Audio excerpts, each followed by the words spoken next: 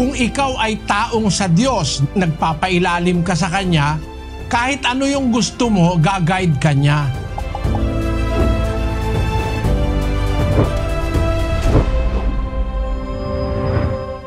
Plano ng Diyos sa atin yung makasama niya tayo sa paraiso.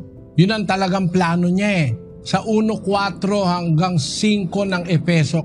Ayon sa pagkapili niya sa atin sa Kanya bago itinatag ang sanlibutan, upang tayo'y maging mga banal at mga walang dungi sa harapan niya sa pag-ibig, na tayo'y itinalaga niya ng una pa sa pagkukupkop, na tulad sa mga anak sa pamamagitan ni Hesukristo sa ganang Kanya, ayon sa minagaling ng Kanyang kalooban. Yun ang Kanyang kalooban, yun ang Kanyang gusto, yun ang Kanyang plano na italaga tayo na kupkupin.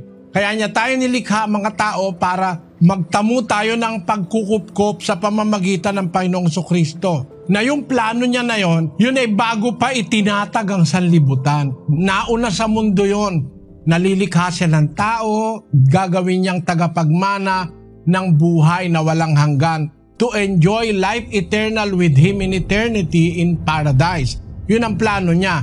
Kaya lang, gumawa siya muna ng mundo, ginawa niya lahat ng kailangan ng tao, tapos binigyan niya ang tao ng free will, ng kapangyarihan para sumunod, para kung makakasunod ang tao sa magitan ng free will, sa kautusan at kalooban ng Diyos, maging worthy tayo o maging karapat-dapat tayo, makamit yung plano ng Diyos para sa atin.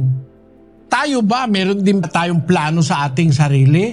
Kung ikaw ay taong sa Diyos, nagpapailalim ka sa Kanya, kahit ano yung gusto mo, ga-guide ka niya. Basahin natin ang 16 ng Kawikaan, versikulo 9. Ang puso ng tao ay kumakatha ng kanyang lakad, ngunit ang Panginoon ang nagtutuwid ng kanyang mga hakbang. Gumakatha ka, nagpaplano ka ng iyong gagawin, kung anong kurso mo, kung anong mga gagawin mo.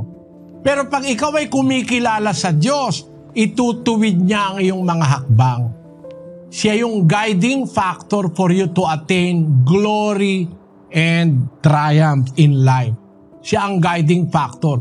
Kaya lang, hindi lahat ng tao ay ginaguide ng Diyos. May mga tao kasi ayaw sa Diyos, gusto niya kay Satanas. Kaya yun, bahala sila sa sarili nila. Basahin natin ang 5:15 ng unang Timoteo. Sapagkat ang mga iba'y nagsibaling na sa hulihan ni Satanas. Ang Diyos, gusto niya i-guide tayo. Pero pagka pumupunta ka dun sa kaaway niya, ay papabayaan ka niya ron.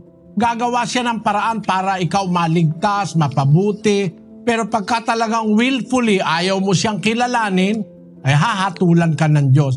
Dadalhin ka na sa kampo ni Satanas, papabayaan ka na. Basahin natin ang 2 Tesalonica 2:11. At dahil dito'y ipinadadala sa kanila ng Diyos ang paggawa ng kamalian upang magsipaniwala sila sa kasinungalingan, upang hatulan silang lahat na hindi nagsisampalataya sa katotohanan, kundi nangalugod sa kalikuan. Pag ayaw mo na ng katotohanan, papabayaan ka niya na. Sabi nga sa English, for this cause, God shall send them strong delusion that they should believe a lie. Napupunta na sa delusion yung mga taong ayaw ng kabutihan, gusto kasamaan. Ang aasahan mo na lang doon, puro delusion, puro mali, puro kasinungalingan. Basahin natin ang 3:19 ng Juan. At ito ang kahatulan, na naparito ang ilaw sa sanglibutan, at inibig pa ng mga tao ang kadiliman kaysa ilaw, sapagkat masasama ang kanilang mga gawa. Merong mga tao, dahil sa gawa nilang masama, mas gusto pa yung kadiliman kaysa ilaw. Mas gusto pa yung mali kaysa sa tama. Mas gusto pa yung masama kaysa sa... Kagaya ng mga drug addicts, no? Yung mga drug addicts at saka yung mga drug pusher, ayaw nun ng tama eh. Kasi kung drug pusher ka, alam mo yung tama, hindi ka magpupus eh. Alam mong masisira yung buhay ng tao eh. Pag wala nang pambili ng drug yan, magnanakaw na yan, papatay na yan, masisira na ang pamilya. Ba't merong ganon? Kasi ayaw nila ng mabuti dahil ang gawa nila masama.